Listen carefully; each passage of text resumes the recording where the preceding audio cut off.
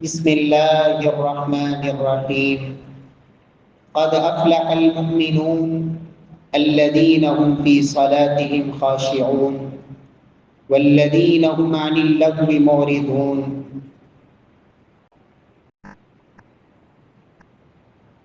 یقیناً وہ مومن کامیاب ہو گئے جو اپنی نمازوں میں خشوع و خضوع اختیار کرنے والے ہیں اور لغویات سے وہ اعراض کرنے والے ہیں۔ معزز سامعین کرام، محترم بھائیوں، بزرگ دوستوں، معززات ماؤں اور بہنوں،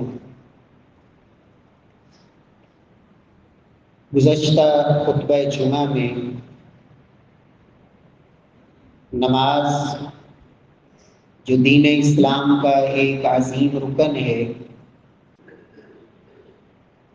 اس کی اہمیت، عظمت اور اس کے علاوہ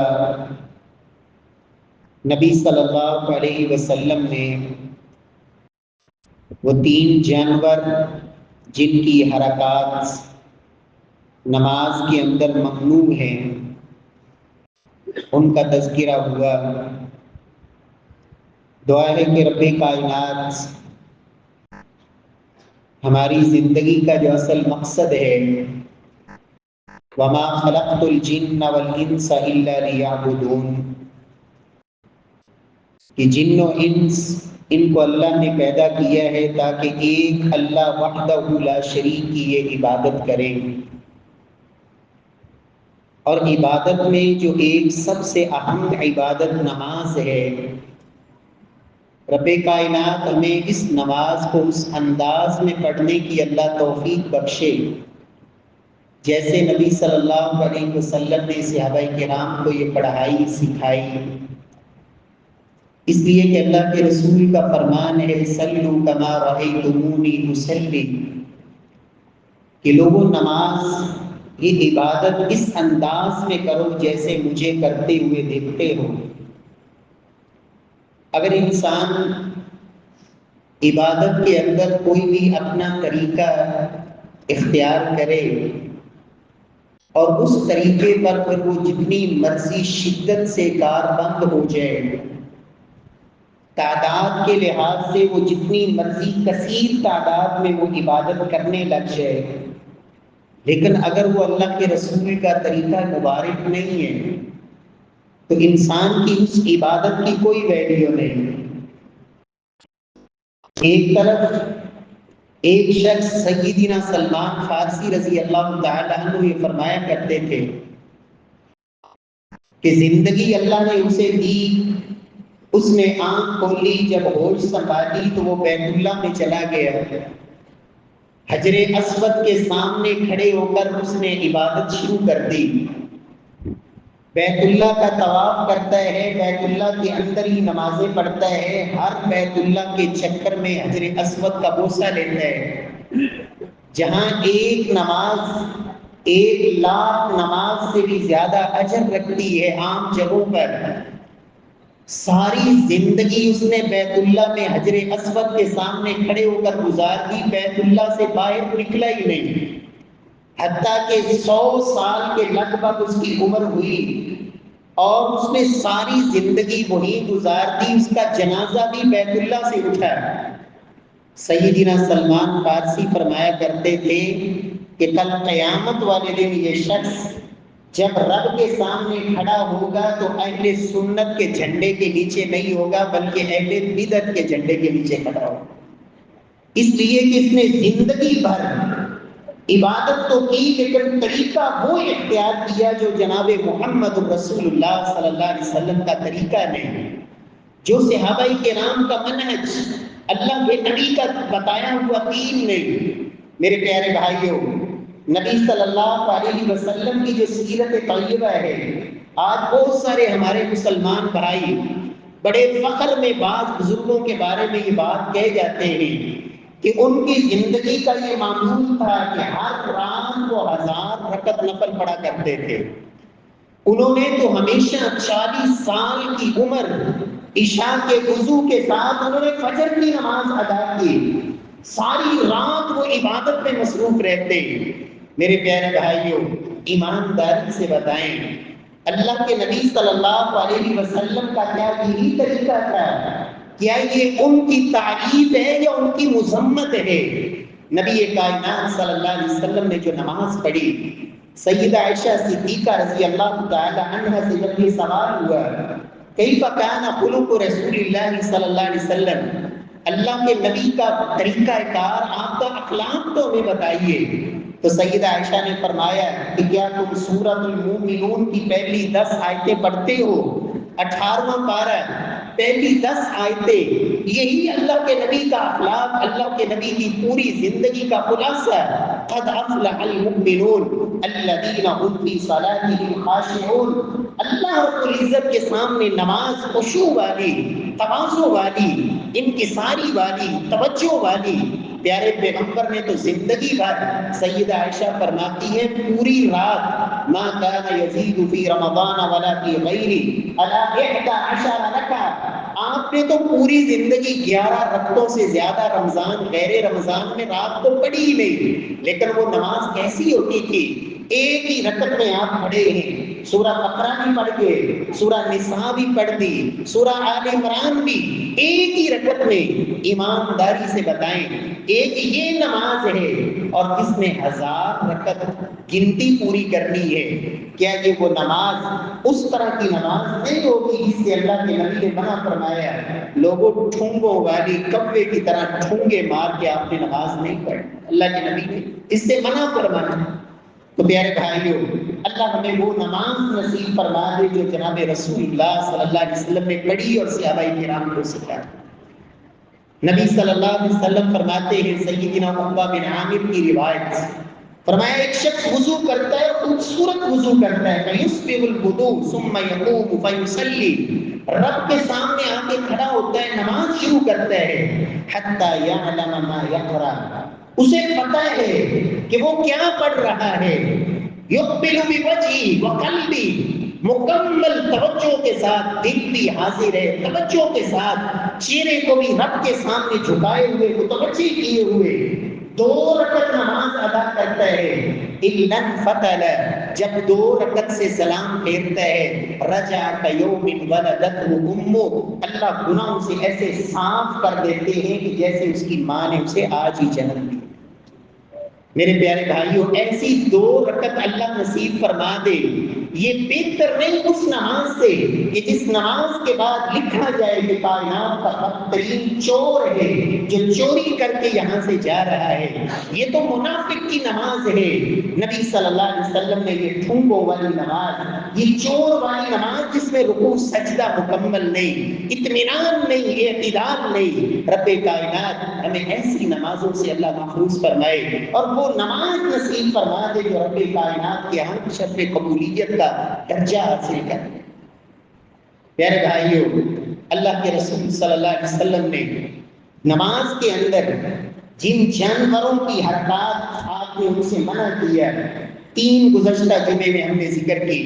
کبے کی طرح ٹھونگے مارنے سے آپ نے منع فرمایا، اونٹ کی طرح بیٹھنا اور اونٹ کی طرح مسجد میں اپنے لیے جگہ مختص کر لینا، اس سے آپ نے منع فرمایا، اور درندے کی طرح اپنے بازوؤں کو زمین پر بچھا دینا، بعض روایات میں السبع کا لفظ ہے اور بعض میں الکلب کا لفظ ہے، کتے کی طرح، درندے کی طرح اپنے بازوؤں کو زمین پہ بچھانا، اس سے بھی اللہ کے رسول صلی اللہ علیہ وسلم نے منع فرمایا۔ آج اسی کو بات ہم آگے بڑھاتے ہیں، ایک جانور جسے لومڑ کہا جاتا ہے، سیدنا ابو ہریرہ رضی اللہ تعالی عنہ فرماتے ہیں اللہ کے نبی صلی اللہ علیہ وسلم نے مجھے منع فرمایا، اللہ کے رسول صلی اللہ علیہ وسلم نے فرمایا جس طرح لومڑ جھانکتا ہے ادھر ادھر، تم نے نماز میں ادھر ادھر جھانکنا، اس لیے کہ نماز خشوع والی، خضوع والی، توجہ والی، انہماک والی، متوجہ ہو کے رب کے سامنے اللہ سے باتیں، اللہ کے نبی صلی اللہ علیہ وسلم فرماتے ہیں لوگوں جب تم نماز میں کھڑے ہوتے ہو، انما یناجی رب، تم تو اللہ سے باتیں کر رہے ہوتے ہو، رب سے سرگوشیاں کر رہے ہوتے ہو، فلینظر بما یناجی، اسے دیکھنا چاہیے کہ جس ہستی کے سامنے کھڑا ہے اس کے ادب ہے، اس کے آداب ہے۔ یہ کیا ہوا؟ کھڑا رب کے سامنے ہے، کبھی سامنے جھانک رہا ہے، کبھی دائیں جھانک رہا ہے، کبھی بائیں جھانک رہا ہے، اور آنے جانے والے کا نظارہ کر رہے ہیں، کھڑا نماز کے اندر ہے۔ یہ کیسی نماز ہے؟ سیدہ عائشہ رضی اللہ تعالی عنہا فرماتی ہیں سألت رسول اللہ صلی اللہ علیہ وسلم عن الاختلاس فی الصلاۃ، میں نے نبی کائنات صلی اللہ علیہ وسلم سے سوال کیا، یا رسول اللہ یہ نماز میں یہ اچکنا کیا ہوتا ہے؟ اللہ کے نبی صلی اللہ علیہ وسلم فرماتے ہیں یختلس الشیطان من صلاۃ العبد، یہ جو التفات ہے، میں نے اللہ کے نبی سے التفات کے بارے میں پوچھا، نماز میں ادھر ادھر جھانکنا، اس کا کیا حکم ہے؟ آپ نے فرمایا یختلس الشیطان من صلاۃ العبد، یہ تو شیطان کا حصہ ہے جو بندے کی نماز سے شیطان نکال لیتا ہے۔ جب بندہ ادھر ادھر جھانکتا ہے، توجہ کرتا ہے، تو شیطان اس کی نماز سے اپنا حصہ نکال کے لے جاتا ہے۔ گویا کہ آپ نے اس سے نفرت دلائی۔ فرمایا یہ تو لومڑ کا کام ہے، کبھی آپ نے لومڑی کو دیکھا ہو، وہ کبھی راستے میں جا رہی ہو تو اس کی توجہ ایک طرف ہو، کبھی دائیں کبھی بائیں۔ اللہ کے نبی صلی اللہ علیہ وسلم نے تو نماز کے اندر وہ تمام امور جو انسان کی نماز سے توجہ کو ہٹانے والے، ان سب سے آپ نے منع فرمایا۔ اللہ کے نبی صلی اللہ علیہ وسلم کے صحابی سیدنا ثوبان کہتے ہیں رضی اللہ عنہ، اللہ کے رسول صلی اللہ علیہ وسلم نے فرمایا کہ جس شخص کو قضاء حاجت ہے، اس کو بول و براز کی حاجت ہے اور شدت سے ہے، فرمایا اس کو نماز کے اندر داخل نہیں ہونا چاہیے۔ لا صلاۃ بحضرۃ الطعام ولا وهو يدافع الاخبثان، جب یہ دو خبیث چیزوں کو اس نے روکا ہوا ہے، کیوں؟ اس لیے کہ جب کھڑا نماز میں ہوگا اس حاجت کی وجہ سے اس کی توجہ نماز کی طرف نہیں رہے گی، اس لیے فرمایا اس بندے کی نماز ہی ہے۔ اسی طرح آپ صلی اللہ علیہ وسلم نے فرمایا کہ اگر کھانا حاضر ہو، اذا حضر العشاء فابدؤوا بالعشاء واقیمت الصلاۃ، کھانا لگ چکا ہے، بھوک کی شدت ہے، اور خاص طور پہ آپ روزے سے ہیں، افطاری کا ٹائم ہے، افطار کر رہے ہیں، کھانا لگا ہوا ہے، شدت کی بھوک ہے، فرمایا فابدؤوا بالعشاء، پہلے کھانا کھا لو، اس لیے کہ نماز کے اندر کہیں ایسا نہ ہو تمہاری توجہ اس کھانے کی طرف لگی رہے۔ صحیح بخاری میں اللہ کے رسول صلی اللہ علیہ وسلم کی ایک روایت، فرمایا اذا نعس احدکم فی صلاتہ فلیرقد، اللہ کے نبی صلی اللہ علیہ وسلم فرماتے ہیں جس کو اونگ آ رہی ہو نماز کی حالت میں، اسے چاہیے کہ نماز چھوڑ دے، جاتے سو جائے، فلینم حتی یعلم ما یقرأ، اس وجہ سے کہ جب وہ نماز میں کھڑا ہو تو اسے پتا ہونا چاہیے کیا پڑھ رہا ہے، اللہ سے کیا باتیں کر رہا ہے، پوری توجہ ہونی چاہیے۔ نبی صلی اللہ علیہ وسلم بیت اللہ میں داخل ہوئے، سیدہ عائشہ فرماتی ہیں اللہ کے نبی صلی اللہ علیہ وسلم کی نظر بیت اللہ کے اندر سجدے والی جگہ پہ جب تک کہ آپ نکل نہیں آئے، نماز کے اندر بھی جب آپ قیام میں ہیں، سامنے جھانکتے رہنا، دائیں ٹیڑھی آنکھیں کر کے بائیں آنے جانے والے کو دیکھنا۔ میرے پیارے بھائیوں، یہ نماز کی حالت میں یہ رب تعالیٰ کے ادب کے بھی منافی ہے۔ نماز کے اندر سے شیطان کا حصہ ہے جو وہ نکال کے لے جائے گا۔ اللہ کے نبی صلی اللہ علیہ وسلم کے صحابہ نے ایک ایک ادا کو نوٹ کیا کہ آپ نے سجدے والی جگہ پہ نظر کو رکھنا ہے، لیکن جب آپ تشہد میں بیٹھیں گے لا یجاوز بصرہ اشارتہ، نبی صلی اللہ علیہ وسلم جب تشہد میں بیٹھتے سامنے نہیں دیکھنا، سجدے والی جگہ پہ بھی نہیں دیکھنا، بلکہ آپ کی نظر مبارک اس انگلی کے اشارے سے بھی آگے تجاوز نہیں کرتی۔ اللہ رب العزت ہمیں لومڑ کی طرح نماز میں ادھر ادھر جھانکنے سے اللہ محفوظ فرمائے۔ افسوس ہوتا ہے 40 سال 60 سال 70 سال نمازی ہے، زندگی گزر گئی نمازیں پڑھتے پڑھتے،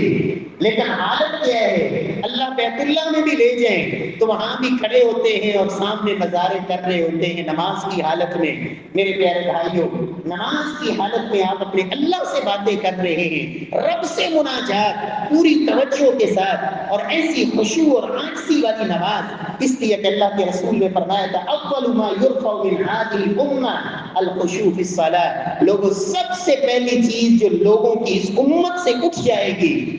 وہ نمازوں کے اندر سے خشوع اٹھ جائے گا۔ فرمایا تم ایک جامع مسجد میں آؤ گے، بھری ہوئی مسجد میں، لا ترا فیہا الا رجلا خاشعا، ایک شخص بھی تمہیں ایسا نظر نہیں آئے گا جس کی نماز کے اندر خشوع ہو۔ پیارے بھائیو، رب کائنات ہمیں توجہ والی، خشوع والی، فہم والی، اللہ سے مناجات والی، رب کے ساتھ سرگوشیوں والی، اس لیے کہ میرے اللہ تو جواب دیتے ہیں۔ بندہ پڑھتا ہے الحمدللہ رب العالمین، اللہ عرش کریم پہ جواب دیتے ہیں حمیدنی عبدی، میرے بندے نے میری تعریف کی۔ اور بندے کو پتہ ہی نہ ہو کہ وہ کیا کر رہا ہے، کس سے باتیں کر رہا ہے، کہاں کھڑا ہے، ہوش و حواس ہی قائم نہ ہو۔ ہاں، اس کو ادھر ادھر آنے جانے والوں کا تو سب کو پتہ ہے، لیکن نماز میں کیا کہہ رہا ہے اس کا اسے کوئی خبر نہیں۔ پانچواں جانور جس کے بارے میں اللہ کے نبی نے کہا اس جیسی تم نے نماز میں حرکت نہیں کرنی، صحابی سیدنا جابر بن سمرہ رضی اللہ تعالی عنہ بیان کرتے ہیں، نبی صلی اللہ علیہ وسلم نے ایک دن ہمیں فرمایا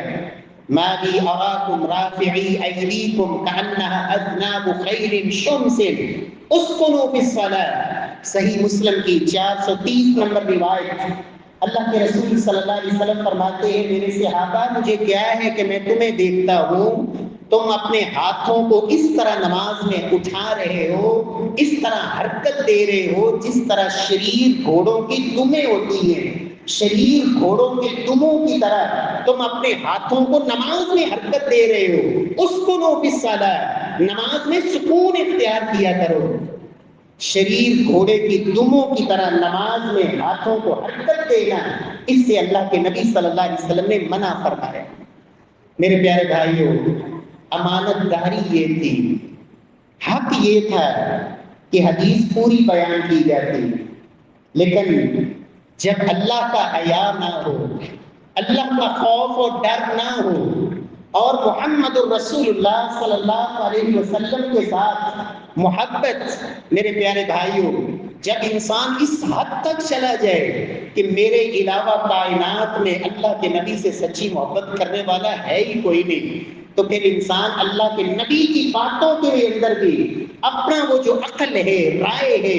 ایک شخصیت پرستی ہے۔ میرا اور آپ کا ایمان یہ ہونا چاہیے لوگوں، اطاعت صرف رب کائنات کی اور محمد الرسول اللہ صلی اللہ علیہ وسلم کی ذات کی، اللہ کے بات اور نبی کی بات کے بعد کائنات کی ہر ہستی کی بات، میرے پیارے بھائیوں اسے چھوڑا بھی جا سکتا ہے، اسے رد بھی کیا جا سکتا ہے، اس سے بدلا بھی جا سکتا ہے، نہ اللہ کی بات کو بدلا جا سکتا ہے، نہ محمد الرسول اللہ صلی اللہ علیہ وسلم کی بات کو بدلا جا سکتا ہے۔ اس حدیث کا رکوع جاتے وقت اور رکوع سے اٹھتے وقت رفع الیدین کے ساتھ کوئی تعلق نہیں۔ صحیح مسلم میں یہی روایت، راوی بھی یہی حضرت جابر بن سمرہ،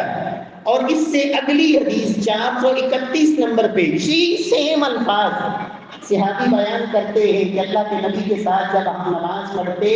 ہم سلام پھیرنے لگتے تو ہم کہتے السلام علیکم ورحمۃ اللہ، السلام علیکم ورحمۃ اللہ۔ ہم سلام کے وقت اپنے ہاتھوں کو دائیں اور بائیں اشارے کرتے تھے، تو اللہ کے نبی نے فرمایا میرے صحابہ یہ جو شریر گھوڑوں کی دموں کی طرح نماز میں اپنے ہاتھوں کو حرکت دیتے ہو، اسکنوا فی الصلاۃ، یہ چھوڑ دو، اس سے رک جاؤ، یہ حرکت تم نے نہیں دینی۔ صحابہ کرام کہتے ہیں اس کے بعد پھر ہم صرف یہ کہتے السلام علیکم ورحمۃ اللہ، السلام علیکم ورحمۃ اللہ۔ ہم نے شریر گھوڑوں کی دموں کی طرح یہ ہاتھوں کو حرکت دینا اس موقع پر ہم نے اس سے رک گئے۔ اللہ رب العزت ہمیں اس حرکت سے اللہ محفوظ فرمائے، لیکن رکوع جاتے وقت، رکوع سے اٹھتے وقت یہ اللہ کے نبی کی وہ واحد سنت ہے جو اس صحابی نے بھی بیان کی جو سب سے پہلے مسلمان ہوئے، سیدنا صدیق اکبر رضی اللہ تعالی، اور ان صحابہ نے بھی بیان کی جو زندگی کے آخری ایام میں آئے، سیدنا مالک بن حویرث جیسے، وائل بن حجر جیسے، اور تمام عشرہ مبشرہ واحد سنت ہے اللہ کے نبی کی جسے ان 10 صحابہ نے بیان کیا، جن کو ایک ہی مجلس میں اللہ کے نبی نے جنت کی بشارت سنائی۔ اللہ کے نبی کے بعد حضرت ابو حمید الساعدی، اللہ کے رسول کے دنیا سے چلے جانے کے بعد 10 10 صحابہ جمع ہوتے ہیں، کہتے ہیں آؤ تمہیں اللہ کے رسول والی نماز پڑھ کے دکھائیں۔ اس نماز میں رکوع جاتے وقت بھی رفع الیدین، رکوع سے اٹھتے وقت بھی رفع الیدین۔ میرے پیارے بھائیوں، شریر گھوڑوں کی دموں والی حدیث سے اس رفع الیدین کا کوئی تعلق نہیں۔ پانچواں اور چھٹا وہ جانور جس کے ساتھ مشابہت سے اللہ کے نبی نے منع فرمایا، بلکہ آپ نے وعید سنائی، فرمایا لوگوں امام اس لیے بنایا گیا، انما جعل الامام لیؤتم به فاذا کبر فکبروا واذا رکع فارکعوا۔ امام اس لیے بنایا جاتا ہے کہ اس کی اتباع کی جائے، اس کی پیروی کی جائے۔ جب امام رکوع میں جائے تو تم رکوع میں جاؤ، جب امام رکوع سے سر اٹھائے تو تم رکوع سے سر اٹھاؤ،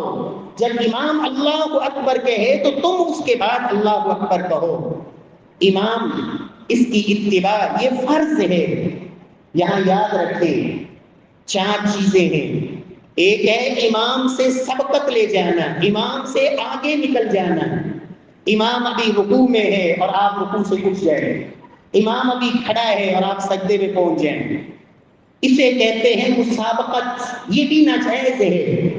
اور ایک ہوتی ہے مخالفت، کہ آپ امام کی مخالفت کر رہے ہیں، کہ اس قدر امام سے پیچھے ہیں کہ امام سجدے میں ہے اور آپ کھڑے ہیں، آپ سجدے میں گئے امام اٹھ گئے، آپ دوسرے پہلے سجدے میں پہنچے اور امام بیٹھ کے دوسرے سجدے کی تیاری کر رہے ہیں۔ مخالفت، امام کے بعد دوسرے رکن میں آپ پیچھے پیچھے چل رہے ہیں۔ جس طرح امام سے آگے نکل جانا یہ ناجائز ہے، امام کی مخالفت بھی منع ہے۔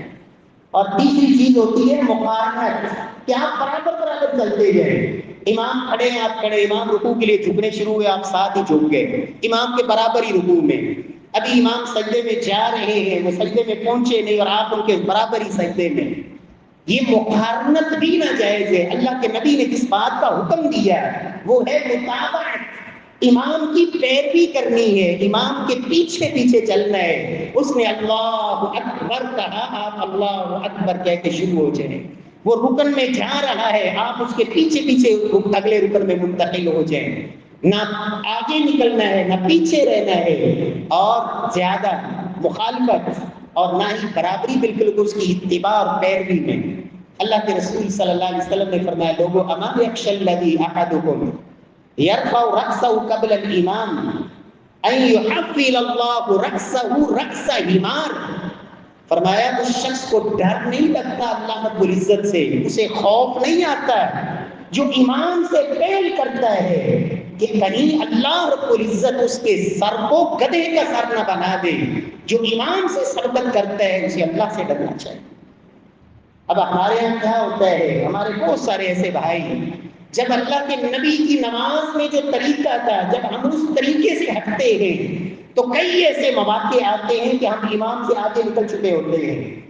سیدنا مالک بن حویرث رضی اللہ تعالیٰ عنہ کی روایت ہے صحیح بخاری کے اندر، اور یہ مالک بن حویرث رضی اللہ تعالیٰ عنہ وہ صحابی ہیں کہ جو بالکل آخری ایام میں اللہ کے نبی کے پاس آئے تھے اور انہوں نے آپ کی نماز کا مشاہدہ کیا، اور یہی وہ صحابی ہیں جن کی یہ روایت ہے صلو کما رأیتمونی اصلی، کہ اللہ کے رسول نے فرمایا ہے کہ لوگوں نماز ویسے پڑھو جیسے مجھے پڑھتے دیکھتے۔ صحیح بخاری میں سیدنا مالک بن حویرث رضی اللہ عنہ بیان کرتے ہیں کان رسول اللہ صلی اللہ علیہ وسلم اذا کان فی وتر من صلاتی لم ینہض حتی یستوی قاعدا، کہ اللہ کے نبی صلی اللہ علیہ وسلم جب نماز میں 5 رکعت میں ہوتے، پہلی رکعت مکمل کرتے یا تیسری رکعت مکمل کرتے، لم ینہض، اللہ کے رسول صلی اللہ علیہ وسلم وہ 5 رکعت پہلی یا تیسری مکمل کر کے آپ اس وقت تک کھڑے نہیں ہوتے تھے حتی یستوی قاعدا، جب تک کہ آپ تسلی سے اطمینان سے بیٹھ نہ جاتے، پھر بیٹھ کر نبی صلی اللہ علیہ وسلم کھڑے ہوا کرتے ہیں۔ اب جس امام نے اس سنت پہ عمل کرنا ہے، اس لیے کہ اللہ کے نبی کی طریقہ ہے، سنت پہ ہے کہ آپ نے رکعت سے اٹھے ہیں سجدے سے، پہلی رکعت کے دوسرے سجدے سے اللہ اکبر کر کے اس نے آرام سے تسلی سے بیٹھنا ہے، اور مقتدی جو ہے اس کو جب یہ بتایا گیا کہ نہیں یہ تو اللہ کے نبی کی سنت نہیں ہے، یہ اللہ کے نبی کا طریقہ نہیں ہے، آپ نے سجدے سے اٹھتے ہی سیدھا کھڑے ہو جانا ہے، تو وہ کہاں جائے گا؟ وہ امام سے سبقت لے جائے گا، امام سے آگے نکل جائے گا۔ اب یہ صحیح بخاری کی بالکل صحیح روایت، ہمارے بہت سارے بھائی اس کا جواب یہ دیتے ہیں کہ اصل میں یہ اللہ کے نبی کی نا عمر کے آخری حصے کی یہ حدیث ہے کہ جب آپ بوڑھے ہو گئے تھے، ضعیف ہو گئے تھے، آپ سیدھا کھڑا ہونا مشقت تھی، تو آپ اس وجہ سے بیٹھ کر پھر کھڑے ہوتے تھے۔ تو ہم کہتے ہیں میرے پیارے بھائیوں، چلو بوڑھوں کو تو اجازت دے دیں کہ وہ اس سنت پر عمل کریں، چلو جوانوں کو آپ نہیں اجازت دیتے تو بوڑھوں کو تو دے دیں۔ پھر اگلی بات، اگر واقعی آپ کی یہ آخری عمر کا عمل ہے تو یہی صحابی سیدنا مالک بن حویرث رفع الیدین کی حدیثیں بھی بیان کرتے ہیں، وہاں ہم کہتے ہیں یہ تو اول عمر کا عمل تھا، ابتدائی اسلام میں تھا، بعد میں منسوخ ہو گیا۔ یہ ایسا تناقض عوام الناس کو اس میں الجھا کے اپنی دکانداری چمکانے کے لیے اللہ سے ڈر جانا چاہیے۔ وہ نماز جو اللہ کے نبی نے سکھائی، پیارے بھائیوں، ایک تو اس موقع پر کہ آپ امام سے کہیں سبقت تو نہیں کر رہے، اگر کر رہے ہیں تو پھر اللہ کے رسول کے حکم کے مطابق آپ کو ڈرنا چاہیے کہ کہیں رب کائنات کی گرفت نہ آ جائے اور اللہ سر کو گدھے کا سر نہ بنا دے۔ اور اس کا ایک معنی علماء نے یہ بھی لکھا ہے کہ جو بندہ نماز میں پھر ایسی اللہ کے نبی کی سنتوں کا تارک ہوتا ہے نا، اللہ اس کی عقل کو معاف کر دیتے ہیں، اس کو عقل شعور ختم ہو جاتا ہے، اللہ رب العزت اس کو دنیا کے اندر ہی بے عقل کر دیتے ہیں۔ اللہ رب العزت ہماری عقلوں کو بھی اللہ سلامت رکھے۔ اور دوسرا موقع جہاں عمومی طور پر ہمارے بھائی امام سے سبقت کرتے ہیں، جب رکوع کے بعد کھڑے ہونا ہے تو پوری زندگی جب ان کو یہ بتایا گیا کہ آپ نے بس کھڑے ہو کر ربنا لک الحمد ہی پڑھنا ہے، اللہ کے نبی نے جو دعا پڑھی نہ پڑھی خود زندگی بھر، نہ کبھی کسی کو بتائی سکھائی، تو پھر ان کو یہ ہوتا ہے کہ اب رکوع کے بعد کھڑے ہو کر اب تو ہمیں جلدی سجدے میں جانا ہے، جبکہ امام جو ہے اس نے دعا بھی پڑھنی ہے۔ دعا کے بعد جب وہ سجدے میں جائے گا، سیدنا برا بن عازب کہتے ہیں ہم کھڑے رہتے تھے، رکوع کے بعد اللہ کے نبی اپنی پیشانی مبارک کو سجدے والی جگہ پہ رکھ دیتے تو ہم اپنی کمر کو موڑا کرتے تھے سجدے میں جانے کے لیے۔ اب رکوع کے بعد اللہ کے نبی نے کیا دعائیں سکھائی ہیں؟ ربنا لک الحمد حمدا کثیرا طیبا مبارکا فیہ۔ ایک تو یہ دعا ہے جو ہمارے اکثر اہل حدیث بھائی بھی اور اہل سنت ماشاءاللہ اکثر پڑھتے بھی ہوں گے، اللہ تعالیٰ عمل کی توفیق دے۔ لیکن جو اللہ کے نبی نے دوسری دعا جو خود آپ پڑھا کرتے تھے، مجھے اور آپ کو یہ بھی یاد کرنی چاہیے، اور ایمانداری سے بتائیں جو بندہ رکوع کے بعد یہ دعا پڑھے گا تسلی سے، کیا نماز میں وہ کچھ ٹھونگوں والی کیفیت رہ جائے گی؟